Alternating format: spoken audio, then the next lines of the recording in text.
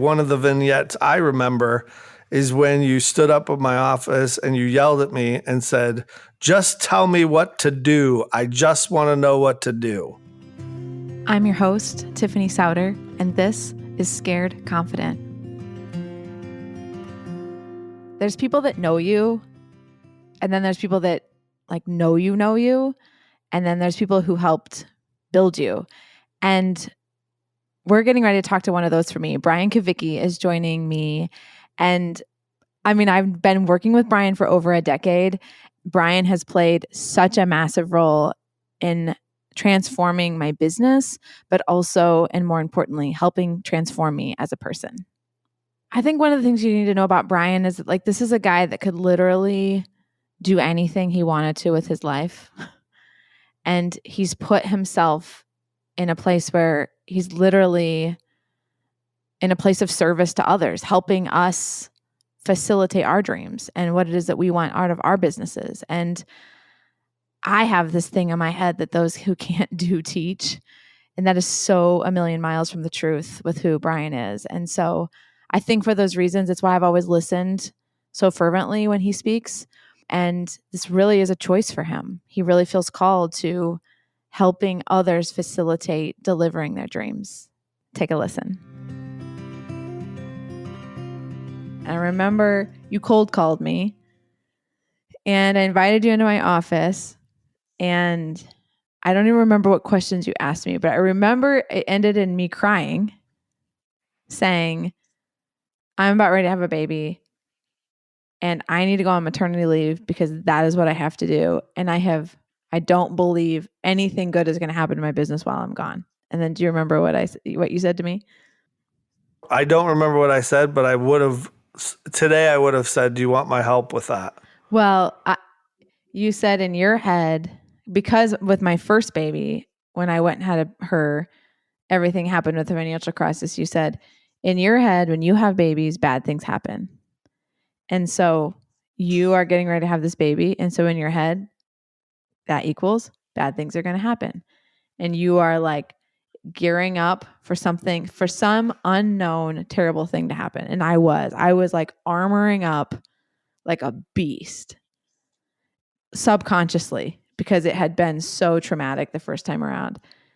And then you said, "Do you want my help with that?" And I started bawling and I was like, "I don't have any money."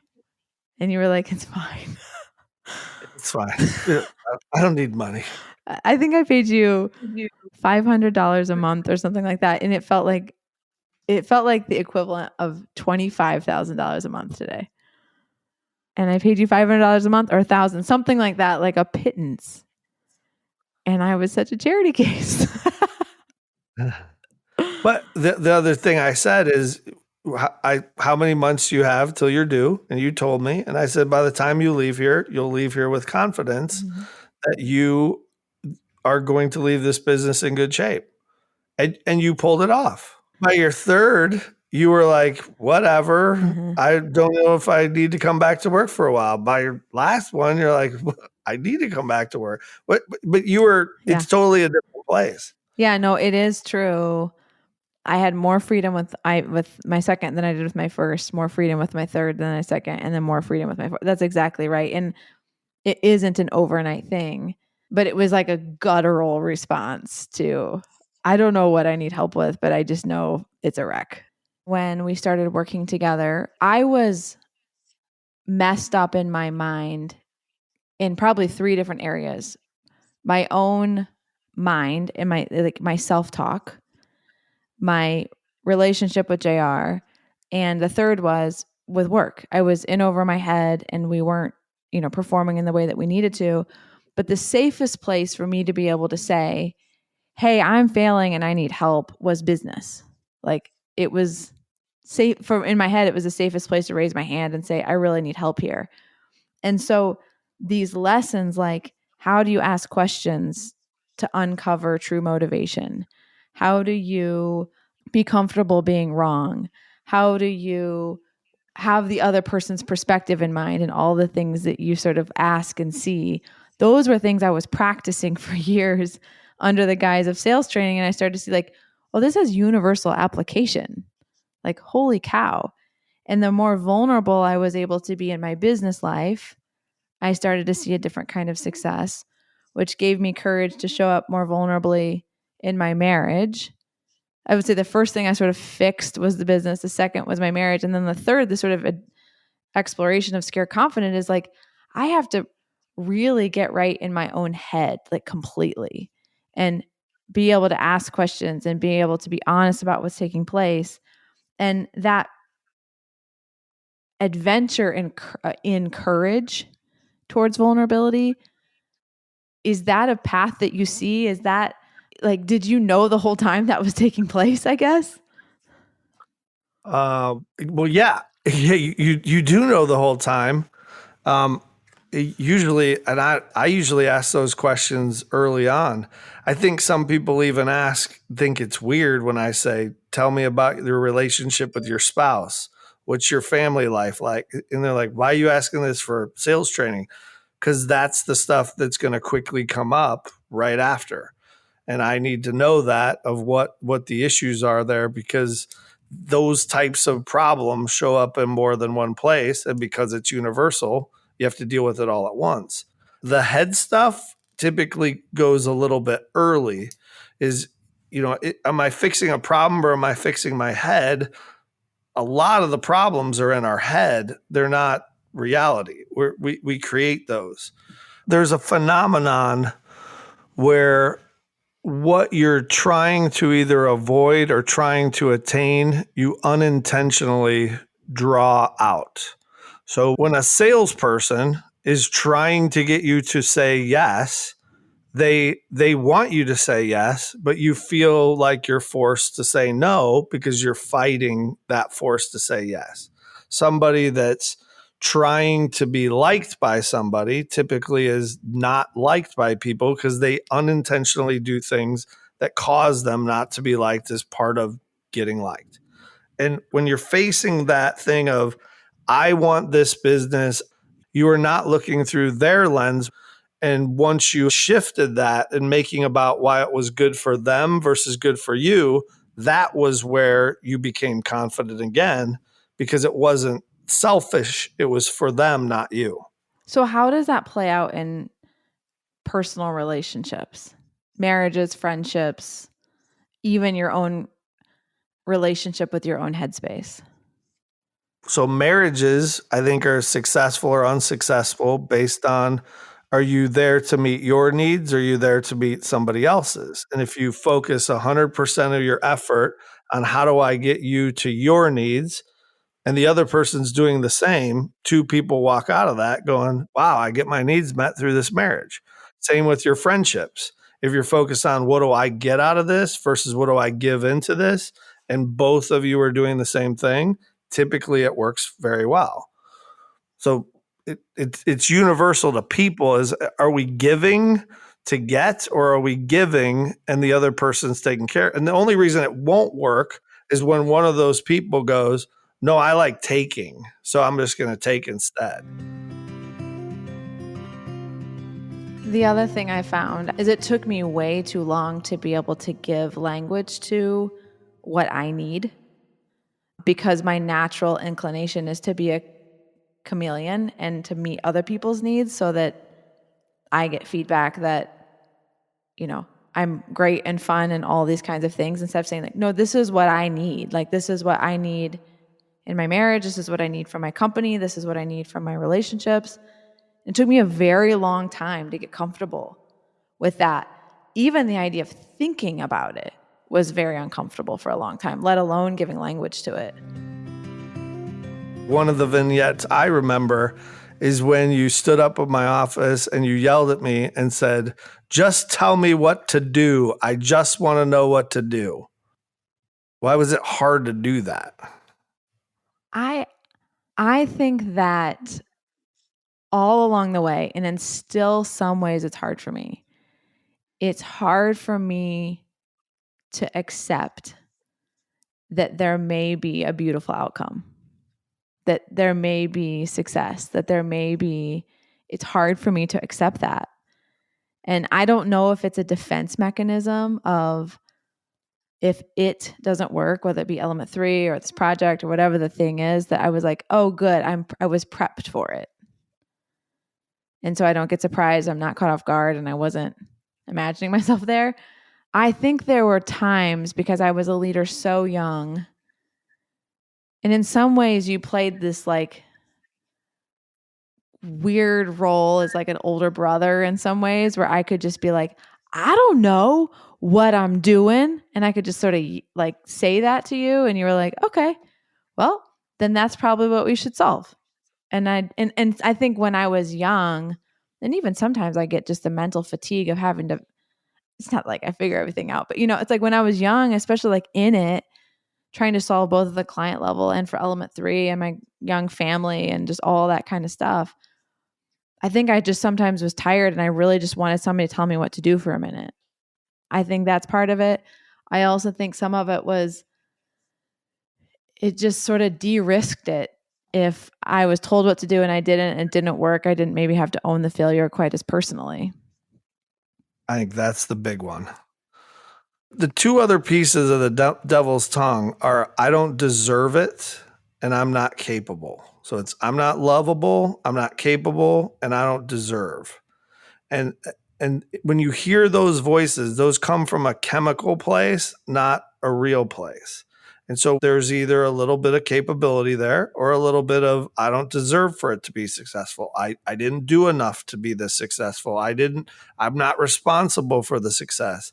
And I think that whole just tell me what to do, because if it doesn't work, I can blame you, not myself.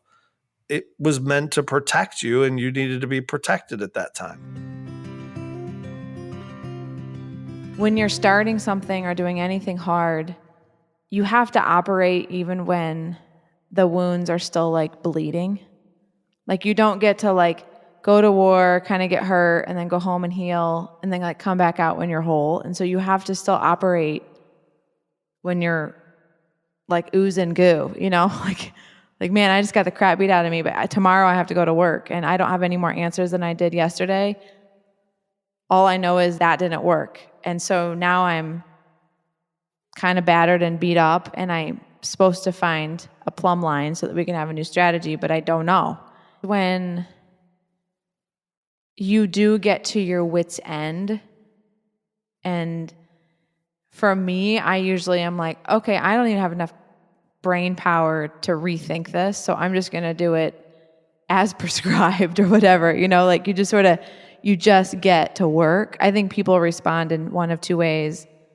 They retreat or they just charge. And my person, it is so much easier to make something wrong than it is to make something right. The reason it's easier to make it wrong is because where that decision is forced on you is when something is typically hard. So you can come up with a lot of reasons not to do something. You can come up with a lot of reasons why something won't work.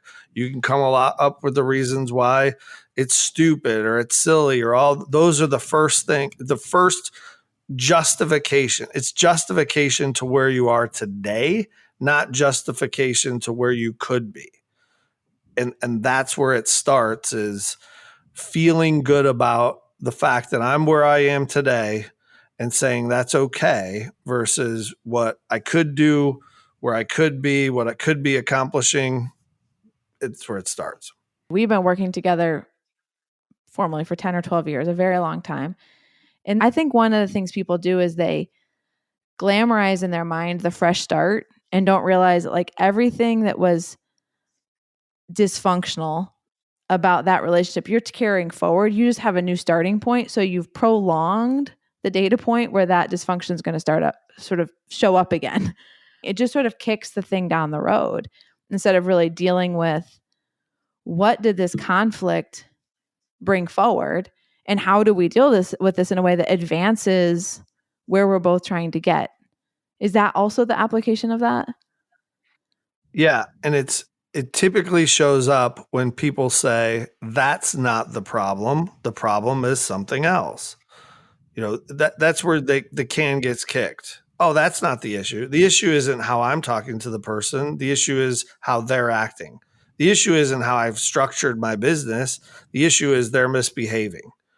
And that's where you start to make it wrong to justify what you've done. Yeah, we experience it in the business when it's like feels like just suddenly somebody calls us and they're we're going to find a new agency relationship. It's like, oh my, okay, can we talk about like what's going on? And they start to share things. It's like, oh my word, we totally could have fixed that if we both would have known. It's just, why did we not have the language, or why did we not have the opportunity to be able to share this with one another so that we can build on all the things that we do know about each other and that is going well, so that we can fix this piece of it. And I think people kind of pendulum then and like find a partner that fixes that one thing that was broken, and then all the other things that were working suddenly, it's like I see that play out for sure. And I think in marriages sometimes it can be that way too, where it feels easier to just have a fresh start, and it feels easier to just do over and make the other person wrong and see yourself as right and kind of move forward and try to justify that position, instead of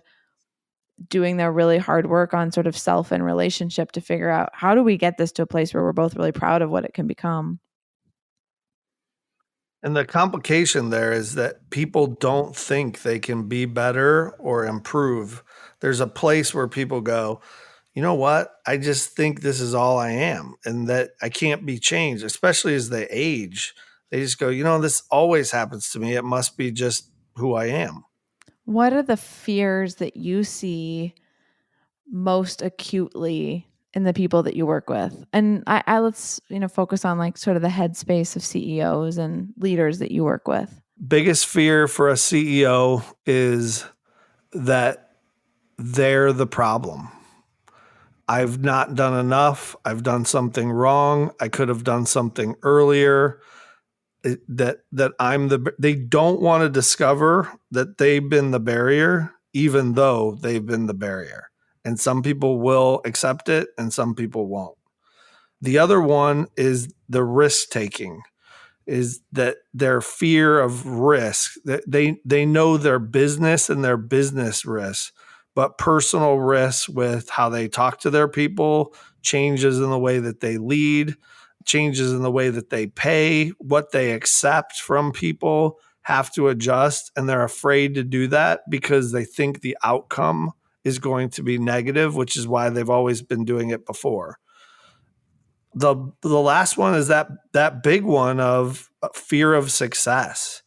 They set out for success. They're driving towards success. They believe they have some destination, and the closer they get to it and the more that they see the path, there's a piece of them that says, I need to slow this down. It's getting out of control, and I'm going to lose it all, versus I'm going to adjust. And the reason they think I'm going to lose it all is that they didn't follow the plan. They just did what everybody else did, or they just added people, or they just and they go, oh, I'm going to lose it all. And they don't make the hard choices because of the effects they think it's going to have. And that's where they lose it all. So those are the big pieces. I remember as you sort of start to learn the relationship between goal, strategy, and like daily behavior, you were like, do you think it's random? Like, is that, you think it's random? You just think it's random. I was like, well, yeah, actually, I do kind of think it's random. And you're like, well, that's because it's been random to you. Like, when you got a new client was random. Like, the thing that you did to get them, nothing was intentional. And so, like, it felt random. And so that is what I believed. And I do think there were some deep seated fears around not being able to like perpetuate element three's growth or commit to its growth, because I was like, I don't know how to systematize randomness. And it wasn't until you were like, you have some intuition, and you have some natural gifts, and you have some things that make some of this easier, but you have to behave this so that it has a predictable outcome. And that was earth shattering to me. And it took the randomness away, even from the success and the failure of, I'm not going to roll out of bed one day and just literally have no company and have no idea what to do. It was like, no, well, what on the plan needs to be reworked, because you just get back to the plan. And it felt so much more manageable. No, you fell into a common trap. The other piece that you learned is to narrow the focus of what the goals were. It's not about having 42 goals. It's about having 3.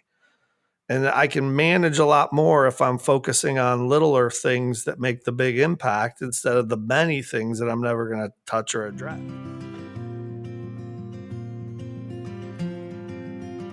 One of the things I've learned is that in every experience in life, our soul begs for there to be a witness to the journey. And for me, there's parts of the journey of building element 3 that I'll never be able to give language to somebody who wasn't there.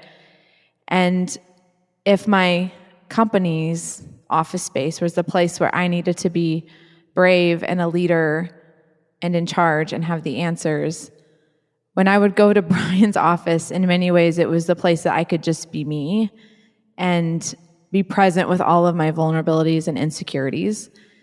And so I think there's a lot of the journey that I'll never be able to give language to, but I think Brian will silently stand in the background and say, I was there too.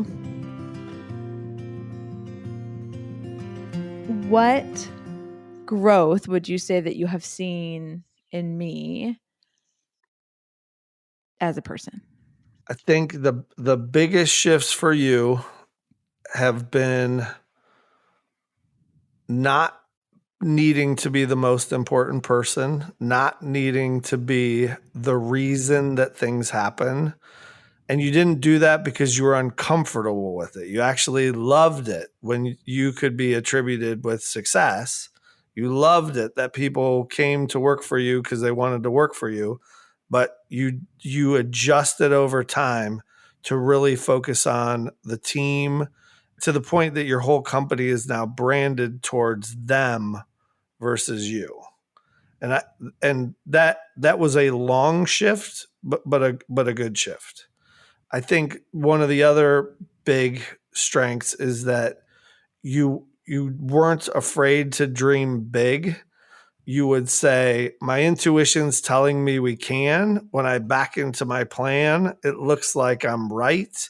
I just want to double check versus I'm scared to do this. I don't know if I'll fail or anything. Is that you got very good at going, this makes sense, so I know we can. Not, this makes sense, so I must have made a calculation error. Mm-hmm. You didn't try to make yourself wrong so much.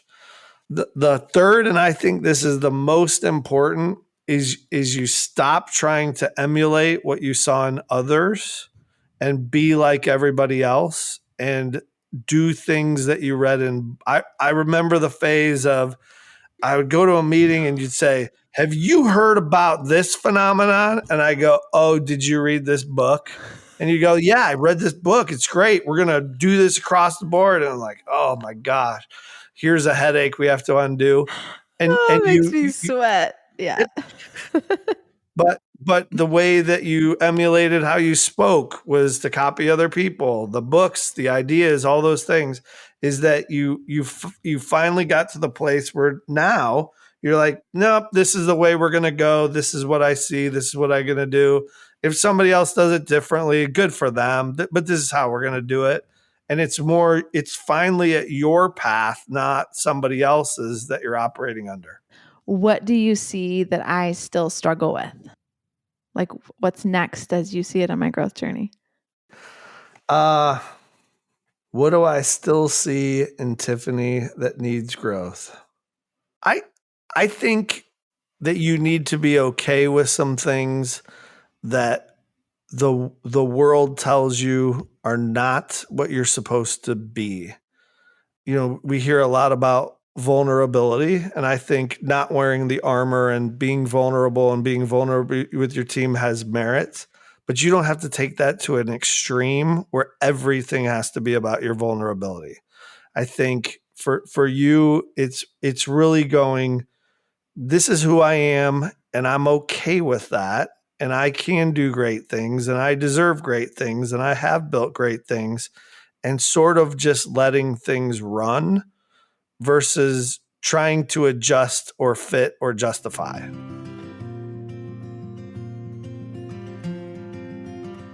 It was interesting to hear Brian say to me that it's important in this next step of the journey to not armor up with vulnerability, because it's a different kind. But if that's the only card I know how to deal, I understand what he's saying, that it's not actually entirely authentic. And it is, for some reason, a struggle and a journey for me to own what I know, for some of it to be declarative, for some of it to be, this is my truth.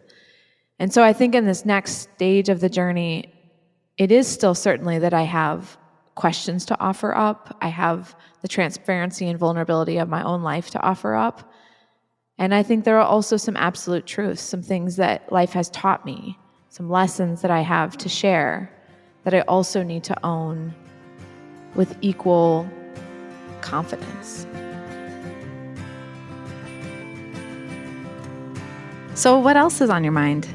Text me, 317-350-8921, 317-350-8921, and be sure to follow along on your favorite podcast app.